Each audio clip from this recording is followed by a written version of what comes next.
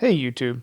Today we're looking at a legendary lens in the medium format space, and that's the Contax 645 80mm f2. This is a lens with an amazing reputation, at least on its native 645 film body, so how does it stack up on the GFX platform, and how about that 1990s autofocus? We're going to find out today on Heritage Focus.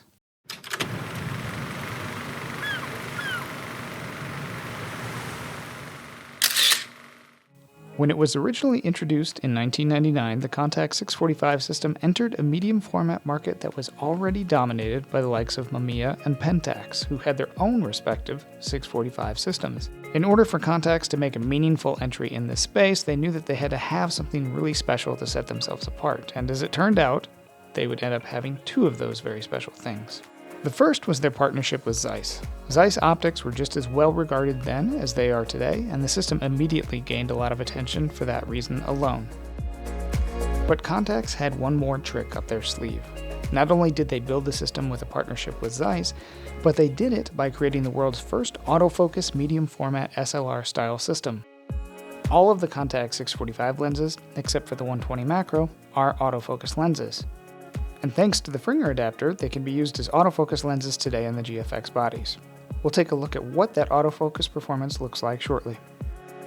There was only one version of the lens ever sold, and as far as the lens design, it's a planar design consisting of 6 elements in 5 groups, and it has an 8-bladed aperture. As this is not a native Fuji GFX lens, we'll be using the Fringer Contax 645 to GFX adapter I mentioned before.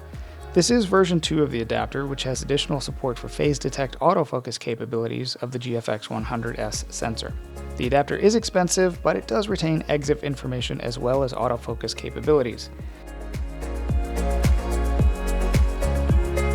The lens is listed as 530 grams on the spec sheet, but my copy weighed 509 grams without the lens cover or the hood. The adapter weighs 290 grams. The combined weight is 799 grams or 1.76 pounds. This combination of lens and adapter is almost exactly the same weight as the Fuji GF 80mm f1.7, which weighs in at 795 grams. The aperture ranges from f2 to f22 in full stop increments. The aperture mechanism is electronically controlled, and while you can turn the ring at any time, the aperture itself will not adjust unless power is provided to the lens. The lens is an autofocus lens, and while the lens can be manually focused, it was clearly intended to be used with autofocus. The focus throw is rather long, and the motor doesn't ever fully disengage, and it makes for a jerky and awkward manual focus experience. The lens is not an internal focus design. It does change size by about an inch as the focus changes. The lens measures 2.65 inches or 67mm in length without the hood. The Fringer Adapter adds 2 inches, so the fully adapted lens has a maximum length of 4.65 inches or 120mm. The lens accepts 72mm filters. The minimum focus distance of the lens is 27.6 inches or 70 centimeters. This is what the fully adapted lens looks like on the Fuji GFX 50R camera.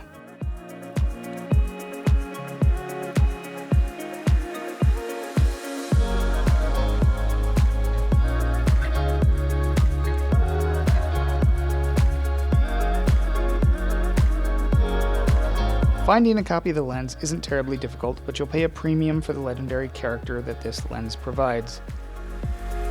At the time of filming, KEH and Used Photo Pro were the only premium pre-owned lens dealers with availability. KEH had the best selection by far, with 6 copies ranging in price from $1,745 US to just under $3,500 USD depending on condition. There is a good selection of the lens available on eBay. There were 26 copies available at the time of filming, ranging from just under $2,000 to around $3,700 USD.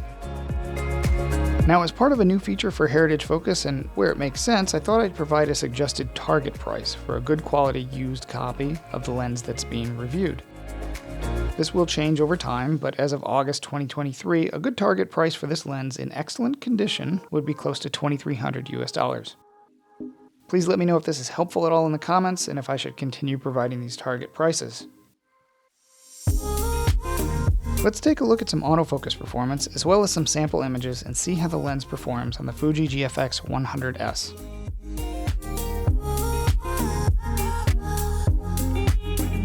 Here's here's a recording of the autofocus speed on the GFX 100S. Autofocus was in single point focus mode, and I wasn't using any advanced capability like continuous autofocus. You'll see I try and provide a good range of focus distances to work through, and the motors performed very well given their 20 plus years of age. Focusing is noisy and a bit slow, but I would put it on par with the slowest autofocus lenses in the GFX lineup. Another good comparison would be the autofocus performance of the Hasselblad X1D series of cameras and lenses if you happen to have used those. The autofocus is definitely usable, and it's accurate once it lands in focus.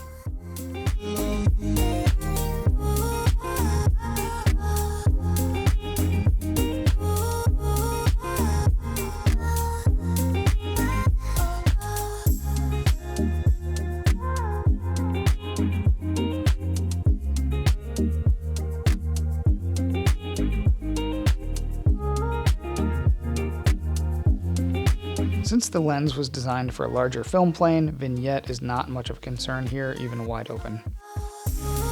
Bokeh is stellar with this lens. Focus transitions are buttery smooth, and there really is something special here with this lens that seems to be why it's so highly regarded. Out of focus specular highlights wide open are rendered very nicely. They are more circular towards the middle of the frame and show a bit of the cat's eye shape towards the edges. And they can get a bit soap bubbly at times, depending on how busy your background is, but there really is something special about this lens as far as bokeh is concerned.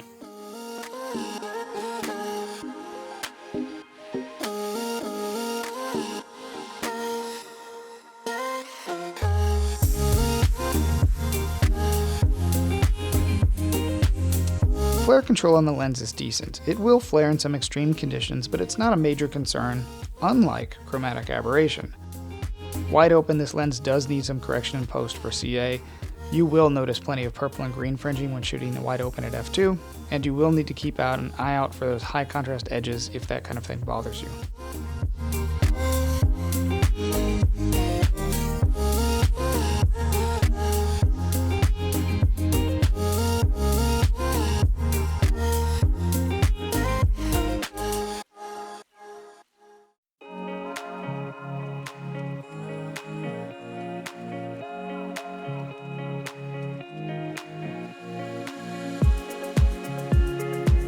Sharpness is a strength of the lens, though one needs to stop down to f2.8 or beyond to get into what I'd call modern levels of sharpness.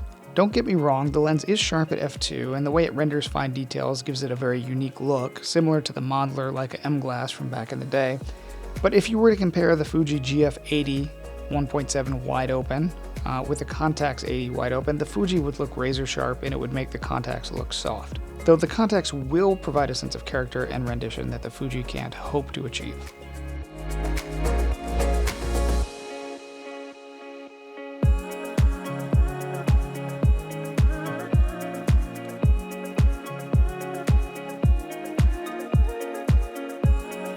The lens and its T-star coatings paired with the GFX 100 megapixel sensor result in a deep and contrasty and very rich color palette. The color rendition is slightly vintage, resulting in some pastel colors at times that provide a very interesting rendering and stand as a nice contrast to the modern Fuji lens lineup.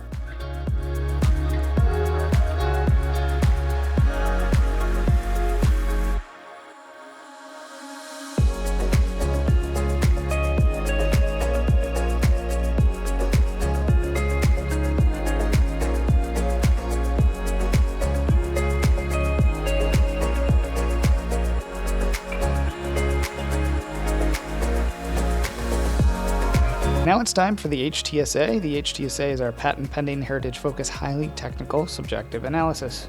This is where I assign quantitative values to specific lens characteristics based on solely my opinion and no scientific measurements whatsoever. When it comes to bokeh, I rated it a 10 out of 10. It's extremely impressive and reminds me very much of the modeler M glass before spherical elements entered onto the scene. Color is a strong suit, though be prepared for slightly vintage rendering at times, 9 out of 10. When it comes to character, this is where the lens shines and why people pay big bucks for the lens even 20 years after it was released, 10 out of 10. Flare control is decent, but chromatic aberration is heavily present, 3 out of 10. Size is great given the 645 format and the adapter. It's smaller in diameter than the native GFX 80 and much easier to hold. 8 out of 10. Weight is equal to the native GFX 80mm lens, nothing more to say on that, 5 out of 10. Price is another weakness of the lens. Depending on what you value, you can certainly get what you pay for in the image quality department, but the native 80mm Fuji gets you a faster, more silent autofocus and a sharper, more modern optical performance. 5 out of 10. That's it for the Contax 645 80mm f2 on the GFX 100S. If you enjoyed the content and found it useful, please do the thing and that other thing. Thank you again for watching Heritage Focus. Remember that you can always download the full resolution samples of the images shared today at heritagefocus.org.